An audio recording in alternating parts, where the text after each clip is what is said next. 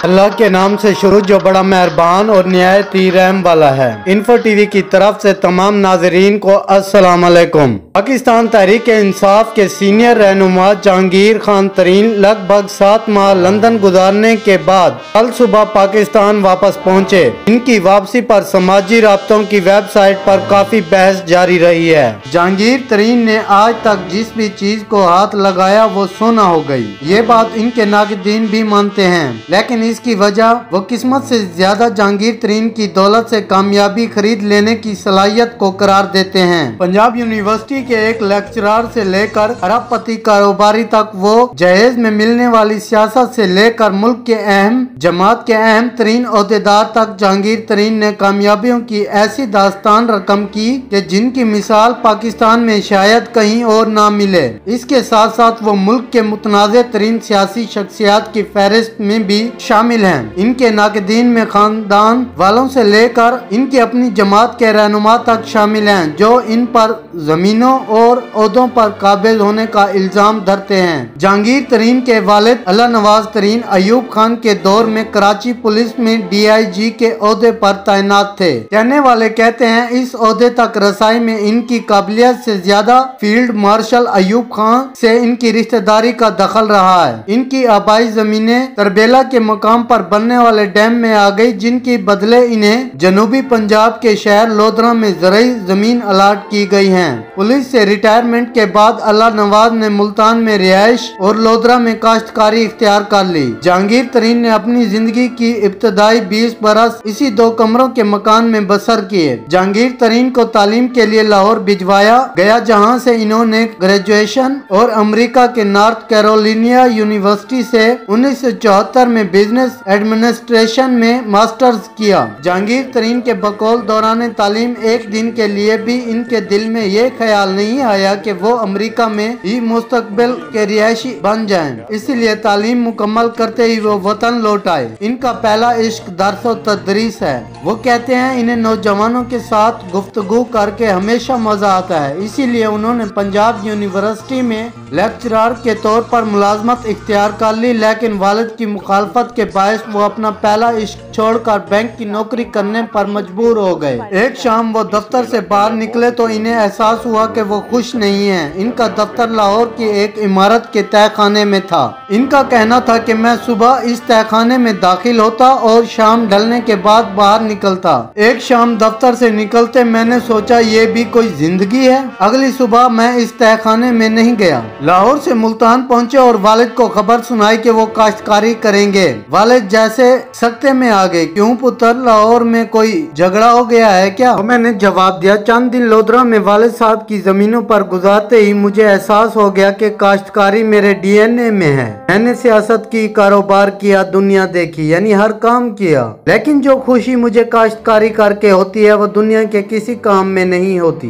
मैं सब कुछ छोड़ सकता हूँ, काश्तकारी नहीं छोड़ सकता। और मजीद यह कहा कि अभी मुझे लोधरा है 2 साल हुए थे कि वालिद साहब की जमीनों से मुतल्लिक सरकारी जमीनों का महकमा जंगलात ने फौज को दे दिया, जिसने ये जमीनें मेडल लेने वाले अपने अफसरों में बांटना शुरू कर दिया। अब जिस अफसर को ये जमीनें मिलती वो जब जमीन देखने वहाँ आता तो इसका इस्तकबाल एक बंजर रेगिस्तान करता, क्योंकि यहाँ पानी नहीं था। मैं इस जमीन के बिल्कुल साथ बैठा था। मैंने क्या किया कि ये जमीनें इन फौजी अफसरों से बहुत सस्ती खरीदनी शुरू कर दी। चूँकि ये बंजर सहराई इलाका था, इसलिए लोग ये जमीन बहुत ही सस्ती बेचते रहे। 20 साल मैं ये काम करता रहा कि फौजी अफसरों से बंजर जमीनें खरीदता रहा। इसी दौरान उन्होंने कितनी जमीनें खरीदी इस बारे में जहांगीर तरीन वाज़े बात नहीं करते, लेकिन बाज़ अंदाजों के मुताबिक इनके पास जनूबी पंजाब से सिंध तक 45,000 एकड़ जमीन है। इस जमीन को इनकी मलकियत साबित करना मुमकिन नहीं, क्योंकि इनमें बेशतर जमीनें इनकी मुलाजिमीन और रिश्तेदारों के नाम पर खरीदी गई हैं। फौजियों की जमीनों से फारिग होने के बाद जहांगीर तरीन ने मकामी जमींदारों का रुख किया।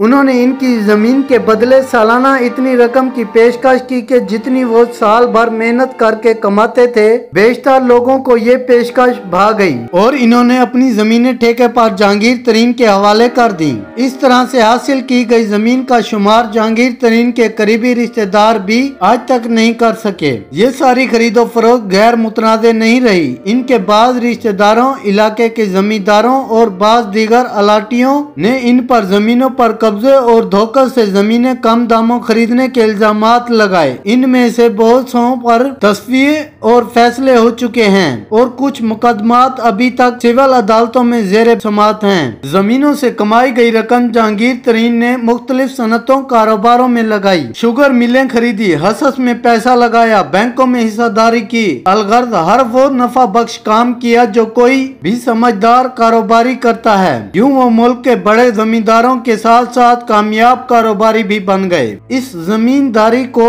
चार चांद इस वक्त लगे जब जहांगीर तरीन को वजीर आला पंजाब शहबाज शरीफ ने अपनी ज़राई टास्क फोर्स का सरबराह लगाया। इनके नाक़दीन इल्जाम लगाते हैं इस दौर में पंजाब में जमीनों से ज्यादा पैदावार लेने के लिए गैर मुल्की तंजीमों के तावन से बहुत से तजर्बात हुए। इनमें से बेशतर जहांगीर तरीन की जमीनों पर ही किए गए। नाक़दीन इस अमल को जहांगीर तरीन की जमीनों की गैर मामूली पैदावार के अहम वजह करार देते हैं। अब उनका रुख सियासी इंतखाबात की तरफ हो गया। तरीन खानदान की रिश्तेदारियां जनूबी पंजाब और सिंध के अहम तरीन सियासी खानदानों से हैं। वो रहीम यार खान के मखदूमों के दामाद और मुल्तान के गिलानियों और सिंध के पगाड़ा के ससुराली हैं। इसलिए सियासत में आना इनके लिए कुछ मुश्किल काम नहीं था। लेकिन जहांगीर तरीन कारोबार की तरह सियासत में भी सिर्फ अच्छे वक्त का इंतजार कर रहे थे। परवेज मुशर्रफ के फौजी इक़्तिदार ने इन्हें वो नफा बख्श मौका दिया। वो मुस्लिम लीग काफ में शामिल हुए और 2002 के इंतखाबात में कौमी असम्बली के लोधरा से रुकन मुंतखब हुए। इन्हें वफाकी वजीर बनने की पेशकश हुई जिसे उन्होंने ठुकरा दिया। लेकिन जब वजीर आला पंजाब इनके पास इनके मुंह मांगे महकमे की पेशकश लेकर आए तो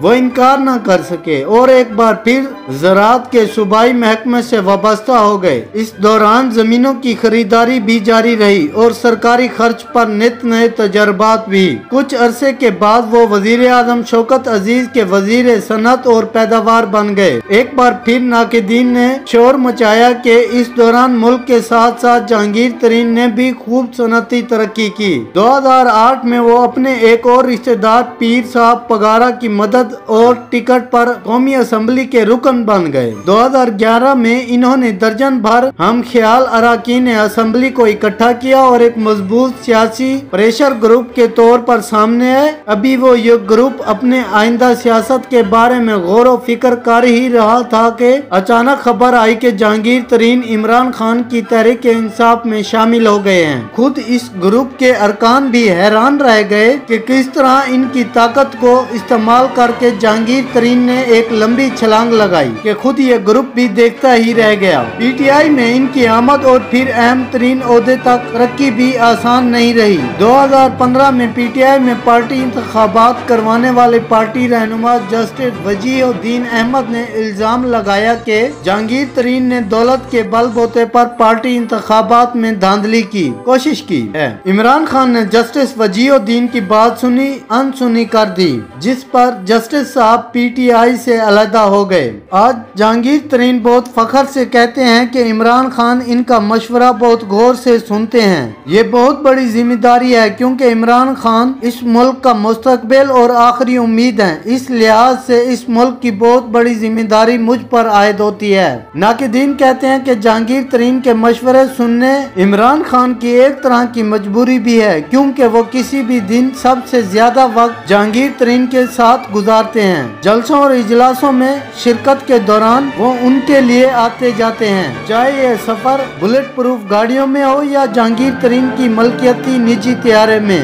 नाजरीन, ये थी आज की हमारी इंफॉर्मेटिव वीडियो। अगर आपको वीडियो पसंद आई हो तो प्लीज लाइक और कमेंट करना मत भूलें और वीडियो को ज्यादा से ज्यादा शेयर करें ताकि नई आने वाली वीडियोस आपको मिल सके। शुक्रिया। अल्लाह पाक हम सब का हामी और नासिर हो।